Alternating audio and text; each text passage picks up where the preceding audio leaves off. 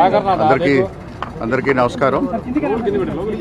ఈరోజు ఉదయం కొంతమంది అల్లరి మూకలు మన కడపలో ఉన్నటువంటి ప్రశాంతమైనటువంటి వాతావరణాన్ని డిస్టర్బ్ చేయడానికి ప్రయత్నం చేయడం జరిగింది. కారణాలు ఏమైనా కూడా ఎవరు కూడా చట్టాన్ని వారి చేతిలో తీసుకోవటానికి ఎటువంటి అనుమతి లేదు.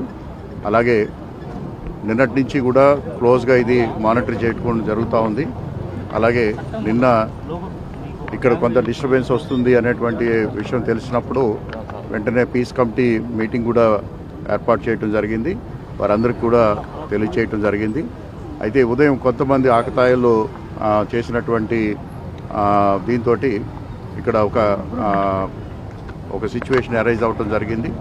దాన్ని ఇమీడియట్గా ఆ ఫ్లెక్సీలు కానీ అవన్నీ కూడా తొలగించడం జరిగింది. అలాగే ఆ సందర్భంగా రెండు వర్గాల పైన కొంత స్టోన్ పెల్టింగ్ జరిగింది. దాన్ని కూడా వెంటనే పోలీసు వారు కంట్రోల్ చేయడం జరిగింది. అలాగే పోలీస్ పైన కూడా దాడి చేయడానికి కొంతమంది ప్రయత్నం చేయడం జరిగింది.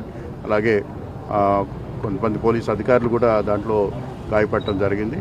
అలాగే ఆ అల్లరి మూకలు కొంత ఎక్కువగా ఓవర్ రియాక్ట్ అవుతున్నటువంటి సందర్భంలో పోలీస్ వారు అందరినీ కూడా చెదరగొట్టడం జరిగింది. ఈ సందర్భంగా ప్రజలందరికీ కూడా, ముఖ్యంగా కడపలో ఉన్నటువంటి ప్రజలందరికీ కూడా తెలియజేసేది ఏంటంటే, మన కడప పట్టణం అత్యంత వేగంగా అభివృద్ధి చెందుతున్నటువంటి పట్టణం.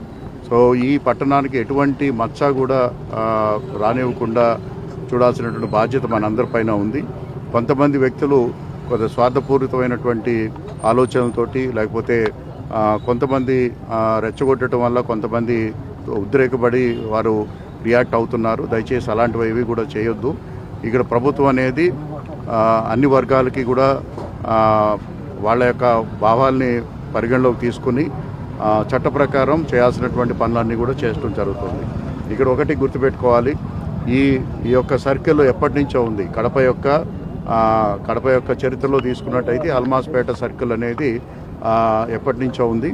దీన్ని ఎవరి పేరు పెట్టాలి, లేకపోతే ఏ పేరు పెట్టాలనేటువంటి దాంట్లో కొంతమంది దాన్ని ఒక ఆలోచన చేస్తున్నారు. దాన్ని ప్రభుత్వానికి పంపించున్నాం. వారు ప్రభుత్వం యొక్క ఆదేశాలతో దాన్ని నిర్ణయం అమలు చేయడం జరుగుతుంది. దయచేసి ఈ సమయంలో ఎవరు కూడా చట్టాన్ని వారి చేతిలోకి తీసుకోవద్దు. అలాగే తప్పుడు మాట